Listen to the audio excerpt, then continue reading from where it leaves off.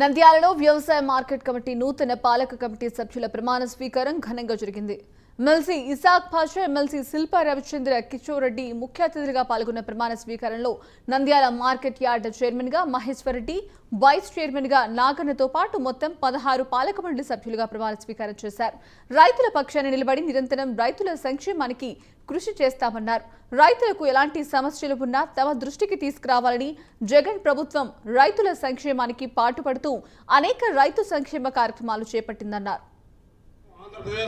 వ్యవసాయ ఉత్తర్వుల మేరకు పశుగణముల మార్కెట్ చట్టము 1966లోని నియమ నిబంధనల మేరకు నంద్యాల వ్యవసాయ మార్కెట్ కమిటీ పరిధిలోని రైతు సోదరులకు అన్ని వేళలా అందుబాటులో ఉండి సేవ చేయగలరని మీ అందరి సమక్షంలో దైవ సాక్షిగా మనస్సాక్షిగా ప్రమాణం 23వ సంవత్సరంన నంద్యాల వ్యవసాయ మార్కెట్ కమిటీ అధ్యక్షులుగా ప్రమాణ స్వీకారము చేయుచున్నాను.